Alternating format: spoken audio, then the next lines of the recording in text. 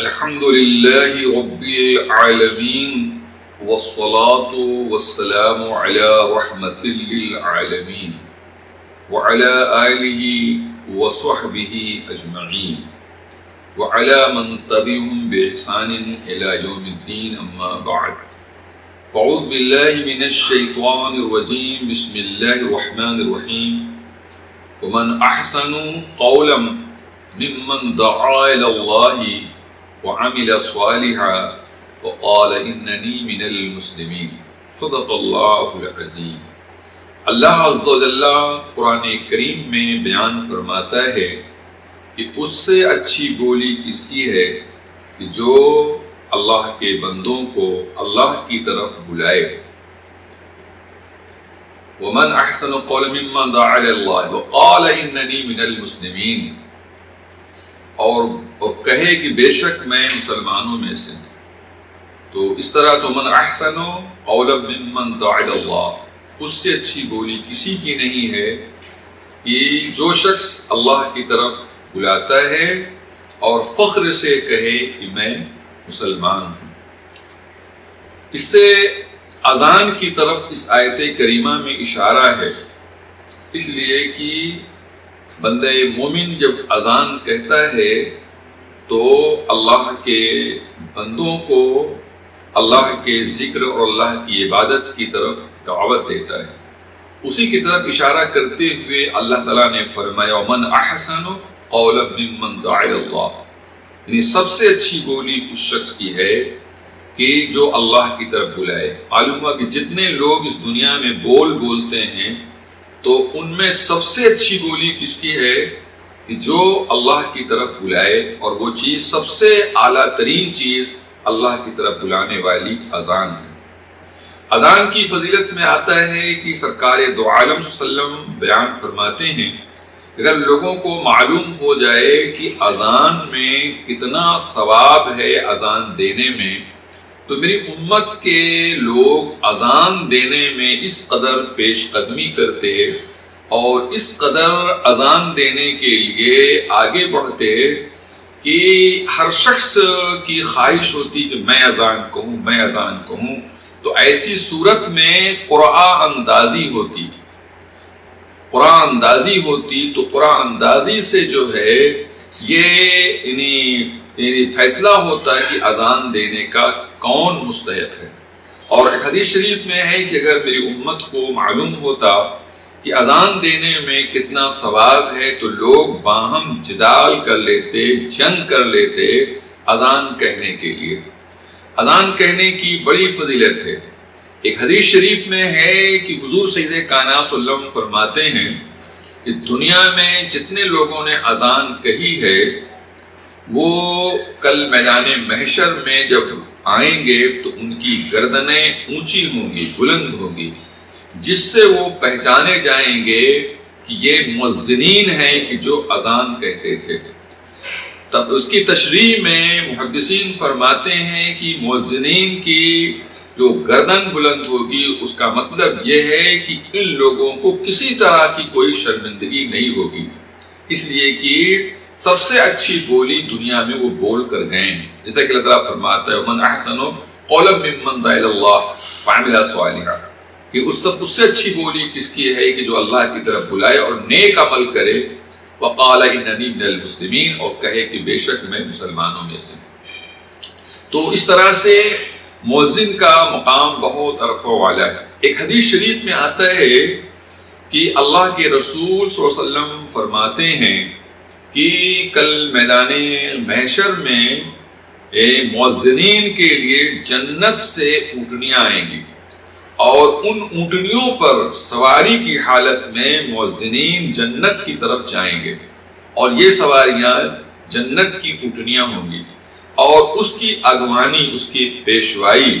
سب سے آگے حضرت بلال رضی اللہ تعالیٰ عنہ ہوں گے، اور پیچھے حضور کی امت کے جتنے مؤذن ہیں وہ سب کے سب ہوں گے۔ اس طرح سے مؤذن کا مقام کل میدان محشر میں نمایاں ہوگا، اور اللہ تعالیٰ ان کے مراتب علیٰ کو ظاہر فرمائے گا۔ اذان کے سلسلے میں آتا ہے کہ اذان جب سنو تو جو کلمات مؤذن کہتا ہے آپ بھی وہی کلمات دہراؤ، آپ بھی وہی کلمات دہراؤ۔ اور ایک حدیث شریف میں آتا ہے کہ جب حی علی الصلاۃ اور حی علی الفلاح کہے تو لا حول ولا قوت الا باللہ العلی العظیم کہو۔ حضور سے اب سوال پیدا ہوتا ہے کہ عورتیں اذان نہیں کہتی،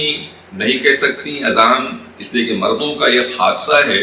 تو کیا عورتوں کو بھی اذان کا جواب دینا چاہیے؟ تو حدیث شریف میں آتا ہے کہ ایک مرتبہ سرکار نے عورتوں کو جو ہے مستورات کو بھی خطاب فرمایا، اور آپ صلی اللہ علیہ وسلم نے فرمایا کہ اے یعنی عورتوں، تم لوگ بھی جب بلال اذان کہا کریں تو تم لوگ اذان کا جواب دیا کرو، مگر یاد رہے کہ عورتیں جب اذان کا جواب دیں گی تو پست آواز میں، اس لیے کہ عورت جس طریقے سے اس کا بدن پورا عورت ہے، یعنی پردہ پوشی کا اس کا حکم ہے، ویسے اس کی آواز بھی پردے والی رکھی گئی شریعت میں، تو پست آواز میں جو ہے جواب دے۔ تو حضور صلی اللہ علیہ وسلم نے فرمایا کہ اے میری امت کی عورتوں، تم لوگ بھی جو ہے بلال کی اذان پر اذان کے الفاظ کو دہرایا کرو۔ تو حضور نے فرمایا کہ اس سے اللہ تعالیٰ تمہارے درجوں کو بلند فرما دے گا اور 1,00,000 نیکی کا ثواب اللہ تعالیٰ عطا فرمائے گا۔ پھر عورتوں نے پوچھا یا رسول اللہ، ہم عورتوں ہی کو اتنا ثواب ملتا ہے تو مردوں کو کتنا؟ سرکار نے فرمایا تمہارے دونا ثواب مردوں کو ملے گا، تمہارے دونا ثواب ملے گا۔ ایک حدیث شریف میں آتا ہے کہ اذان جب ہوتی ہے تو بخاری یعنی کتب حدیث میں یہ ہے کہ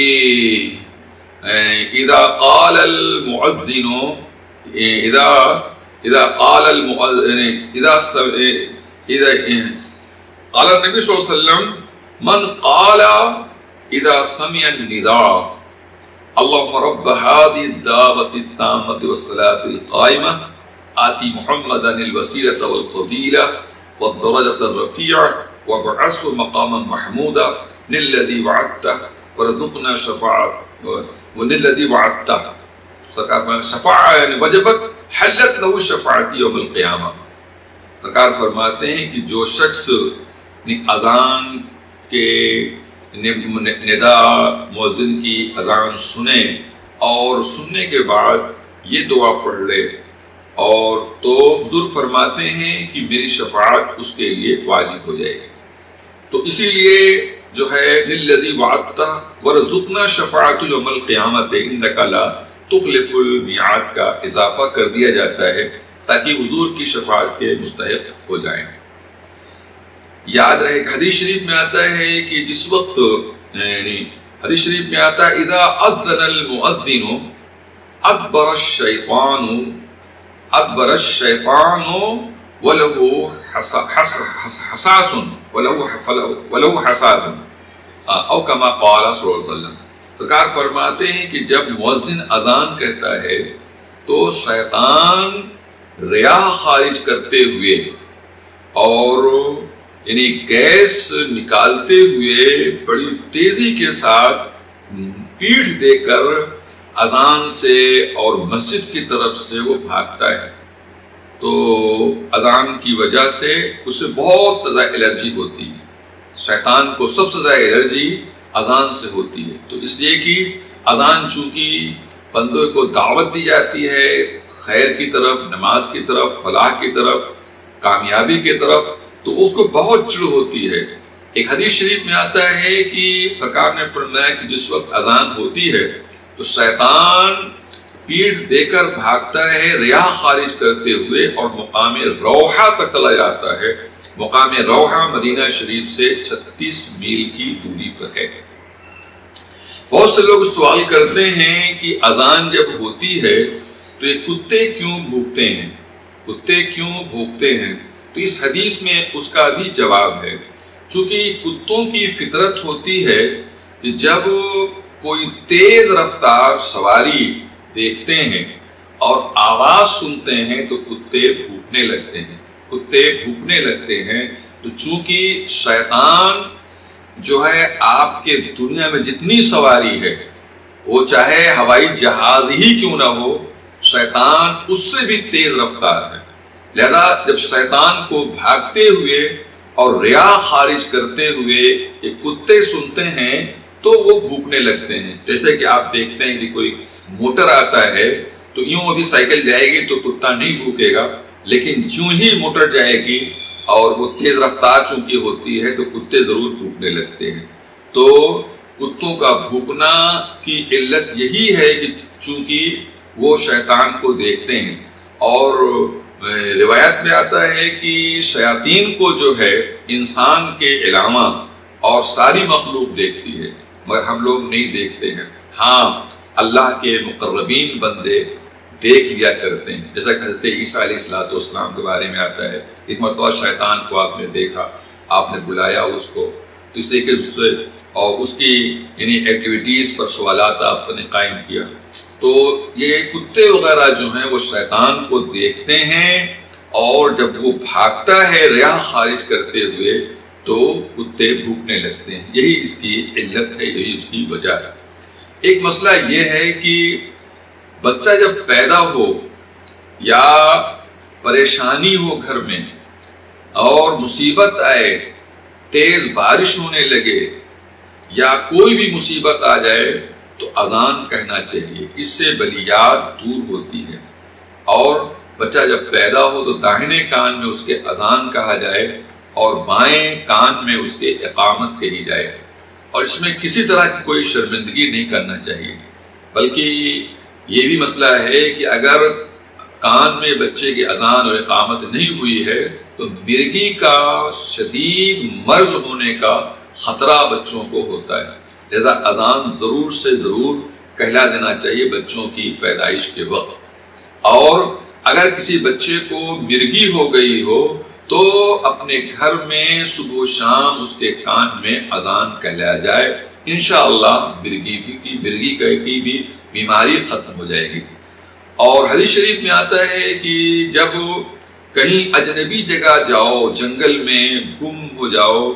اور کوئی راستہ تمہیں نظر نہ آئے تو اذان کہو، تو رجال الغیب تمہارے لیے نمودار ہوں گے جو تمہارے لیے گائیڈنس کا کام کریں گے۔ اس لیے اذان صرف نماز ہی کے لیے نہیں ہے، بلکہ اذان جو ہے بہت سی امراض خبیثہ اور بلیات کے لیے دفاع کا بھی سامان ہے۔ اور اسی لیے یعنی علماء نے یہ بھی مسئلہ نکالا ہے، جیسا کہ رد المختار میں ہے، کہ بعد دفن مومن کی قبر پر اذان کہی جائے، اس لیے کہ جب شیطان قبر میں یعنی جب منکر نکیر آتے ہیں اور پوچھتے ہیں من ربک ما دینک ما تقول فی شأن ھذا الرجل، تو شیطان بھی کم وقت آ جاتا ہے اور وہ پریشان کرتا ہے، ڈسٹرب کرتا ہے، تو اس کو بھگانے کے لیے اذان قبر پر بھی کہی جا سکتی ہے اور کہی جاتی ہے، یہ مستحب ہے، اور اس پہ لڑائی جھگڑا نہیں کرنا چاہیے۔ اگر کوئی شخص